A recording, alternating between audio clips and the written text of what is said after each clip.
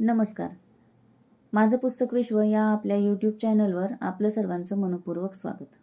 आपण पाहत आहोत गोष्ट पैशा पाण्याची आणि लेखक आहेत प्रफुल्ल वानखेडे.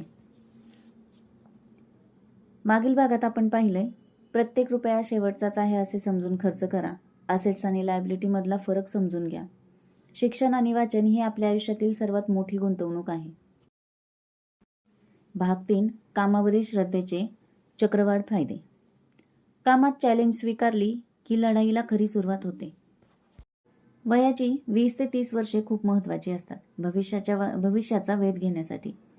उमेदीच्या काळात प्रत्येक तास महत्त्वाचा. त्यात मनोरंजन हवे, पण मोठी झेप घ्यायची तर करिअर टॉप प्रायोरिटीवर हवे. वर्ष 2003. क्रिकेट वर्ल्ड कपची जोरदार हवा होती. त्यात भारत पाकिस्तान आमनेसामने येणार होते. सर्वांसारखाच मीही फुरफुरत होतो. मुंबईत मित्रांसोबत फ्लॅट भाड्याने घेऊन राहत होतो. सततचे काम, प्रवास आणि वाचन यामुळे टीव्ही पाहण्यासाठी वेळ नसायचा. तो खरेदी करण्यासाठी पैसेही नसल्याने मोठाच पेच पडला. हल्लीसारखे इंटरनेट, स्मार्टफोन किंवा इतर ऑनलाईन पाहता येईल अशी कोणतीही सुविधा नव्हती. काय करावे, कसे करावे अशा विचारात सर्वच जण होते. आजूबाजूचेही शेजारी व जास्त कोणी ओळखीचे नव्हते. त्यात आम्ही सर्व बॅचलर. लोकांची आमच्याकडे पाहण्याची नजरच विचित्र. त्यामुळे कोणीही घरी येणार नाही याची ठाम खात्री होती. ओळख पाळख नसताना फक्त मॅच बघण्यासाठी एखाद्याच्या घरी एवढे सगळे जाणेही चुकीचेच. नातेवाईकांकडे किंवा इतर कोणाकडे जावे तर आयुष्यभर त्या मॅचचे उपकार आणि टोमणे कोणालाच नको होते. मग आम्ही सर्वांनी मिळून निर्णय घेतला की आपण वर्गणी काढून टीव्ही विकत घेऊया आणि आपल्यापैकी ज्याचे लग्न शेवटी होईल त्याच्या लग्नात तो भेट म्हणून देऊया. खरेदीची जबाबदारी माझ्यावर आली. आधी टीव्ही केबलसह घरी विराजमान केला. 2 दिवस चर्चा फक्त एकच, भारत पाकिस्तान मॅच. सचिन, शोएब, सौरभ, द्रविड. दुसऱ्या दिवशी मॅच होती. उद्या काय करायचे हा प्लॅन तयार होता. लहानपणीसारखे परीक्षेचा अभ्यास कर, हे काम कर, ते काम कर असे सांगायला आई बाबा किंवा भाऊ बहीण येणार नव्हते. उगीचच कोणी टोमणे मारणारे किंवा टीव्ही पाहायला दुसऱ्याच्या घरी गेल्यावर हेडीस करणारेही नव्हते. आता आमचा स्वतःच्या मालकीचा टीव्ही घरात होता. रात्री आम्ही मित्र गोलाकार बसून एकत्र जेवण करत होतो.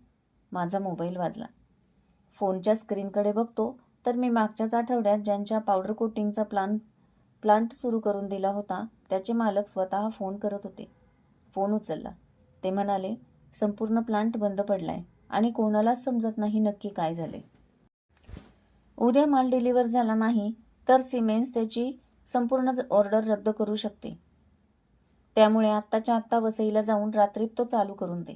माझ्या तोंडातला घास तोंडातच अडकला. काय करावे काही समजत नव्हते. सगळे मित्र ओरडायला लागले, तू फोनच का घेतला? काहीही कारण सांग, पण आत्ता जाऊ नकोस. मलाही तसेच वाटले. म्हटले मध्यम मार्ग काढू. फोनवरच प्रॉब्लेम सोडवून टाकू. त्यांच्या फॅक्टरीचा नंबर माझ्याकडे होताच. मी फोन लावला आणि त्यांच्या मॅनेजरसोबत बोललो. तर तेही अत्यंत तणावाखाली असल्याचे जाणवले. दुसऱ्या कोणाला काही समजत नव्हते आणि भीतीही होती, कारण तो त्यांच्यासाठी गॅसवर चालणारा पहिलाच प्रकल्प होता. त्यांनी हात लावला व अजून काही बिघडले तर मालक ओरडणार याची कदाचित भीतीही असावी. मी वसईत राहणाऱ्या एका सहकार्याला विचारले असता त्यानेही मॅचमुळे साईटवर जाण्यास नकार दिला. इतर सर्व्हिस इंजिनियर्सचेही फोन स्विच ऑफ येत होते. सर्वांनी अगदी प्लॅनिंग करून आधीच काळजी घेतली होती बहुतेक. मला काय कळायचे ते कळले. मीच तो प्लांट सुरू करून दिल्याने तसेच नव्या तंत्रज्ञानावर आधारित प्रोजेक्ट्स आणि त्यांचा सर्व्हिस इंजिनियर असल्याने त्यांना वेळेत सर्व्हिस देणे ही माझी जबाबदारी होती. सर्व्हिस इंजिनियरचे जगणे हे डॉक्टरसारखे असते. कोणत्याही वेळी कॉल येतो आणि त्यावेळेस आपण हजर असणे अत्यंतिक गरजेचे असते. अशा अडचणीच्या वेळी एखाद्याला टाळणे हे प्रोफेशनली तर चूक आहेच, पण नैतिकदृष्ट्याही पाप आहे. मी सरळ रात्री 11 वाजता साईटवर जाण्याचा निर्णय घेतला. मित्रांना सांगितले सकाळी मॅच सुरू होईपर्यंत मी परत आलेला असेन, पण आता मला जायलाच हवं. मी त्या कस्टमरला फोन केला. तुम्ही काळजी करू नका, मी स्वतः निघलोय आणि सकाळपर्यंत प्रोडक्शन काढून देतो. स्टेशनला गेलो, ट्रेन पकडली आणि पुढे रात्री रिक्षाने त्यांच्या फॅक्टरीत पोहोचलो. सर्वजण माझ्याकडे रागाने पाहत होते, जणू हाच तो ज्याने आमच्या मालकाला आणि आम्हाला गंडवले. बरं, त्यात त्या कामगारांच्या मनात गॅसची भीती वेगळीच. मी रात्री 2 वाजता नक्की काय झाले याचा शोध घ्यायला ओव्हनवर चढलो. Burner, blower, panel, gas bag सर्व पाहिले. सिस्टीम सुरू करतानाच्या सेटिंग माझ्या लक्षात होत्या, कारण नुकताच तो प्रोजेक्ट सुरू केला होता. काही गोष्टींच्या सेटिंग कामगारांनीच बिघडवलेल्या लगेच लक्षात आल्या. त्याचे कारणही लक्षात आले. उद्याची मॅच, दुसरे काय. मी सर्व सुरळीत करतच होतो. तेवढ्यात त्या कंपनीचे मालक स्वतः फॅक्टरीत दाखल झाले. मला तर आश्चर्याचा धक्काच बसला. मग पटापट सर्व सेटिंग चेंज करून साधारणतः पहाटे 4 वाजता प्लांट सुरू केला.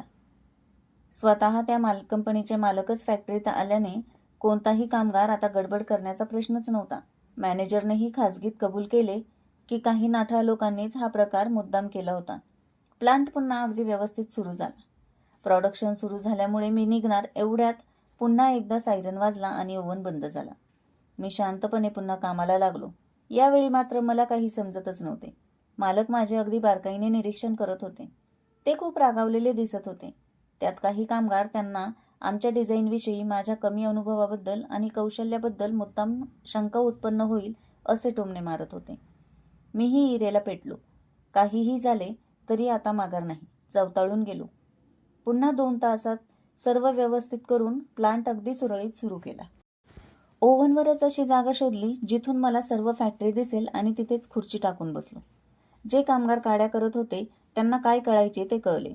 मी अगदी डोळ्यात तेल घालून निरीक्षण आणि सूचना करत होतो. काही झाले तरी पूर्ण लोड संपल्याशिवाय फॅक्टरी सोडायची नाही, हे अगदी मनोमन ठरवले. मालक नाश्ता आणि दुपारच्या जेवणाला स्वतः बोलवायला येऊनही मी वरच थांबलो. रात्री सर्व प्रोडक्शन पूर्ण झाल्यावरच खाली उतरलो. माझे डोळे लाल झालेले, हात काळे कुट्ट, कपड्यांची तर विचारता सोय नाही. मी लोखंडी शिडीवरून खाली उतरून चालायला लागलो. तेवढ्यात मालक सामोरे आले. अशा अवस्थेतही त्यांनी मला कडकडून मिठी मारली. डोक्यावर हात ठेवला आणि म्हणाले, शेर निकला तू तो, बहुत खूप. हे सर्व कामगारही ओशाळले होते. त्यांनाही पश्चाताप झाल्याचे स्पष्ट दिसत होते. मी कोणतीही तक्रार न करता तिथल्या सर्वांचे आभार मानले. त्यांनीही सर्वांनी आमचे डिझाईन उत्तम असल्याचे मान्य केले. मात्र मालक खूप खुश होते. स्वतः त्यांच्या कारमधून मला सोडवायला कांदिवलीला आले. उतरतानाही त्यांनी भरभरून आशीर्वाद दिले. रात्री उशिरा घरात पाऊल टाकले. सर्व मित्र घरात भारत-पाकिस्तान विजयाचा आनंद साजरा करत होते. ते सचिन आणि मॅचचे इतिवृत्त सांगत होते आणि मी मात्र क्रिकेट पूर्णपणे विसरलो होतो. दिवसभरात एकदाही मला त्याची आठवण झाली नव्हती. माझ्या पुढचे संकट त्यापेक्षा कैक पट मोठे होते. त्यामुळे मला त्या मॅचबद्दल, टीव्हीबद्दल काहीच वाटत नव्हते. त्या दिवशी आयुष्याचे नवे गणित सुटल्याचा धडा घेतला होता. आमची सुद्धा भारत-पाकिस्तान सारखीच मॅच होती, जी आम्ही त्या दिवशी जिंकलो होतो. मला माझे ध्येय स्पष्ट दिसत होते. त्या क्रिकेट मॅचच्या नादात मीही गेलो नसतो तर कंपनीचे आणि पर्यायाने माझेही नाव कायमस्वरूपी खराब झाले असते. पुढे आमच्या कंपनीच्या गुडविलवरही प्रश्नचिन्ह उभे राहिले असते. आमच्या कस्टमरची कंपनी कदाचित ब्लॅकलिस्ट झाली असती.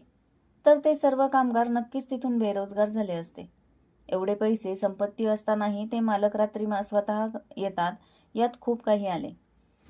क्रिकेटमुळे मला कदाचित काही तासांचा आनंद मिळाला असता, पण इथे मला आयुष्यभराचा मोठा धडा मिळाला.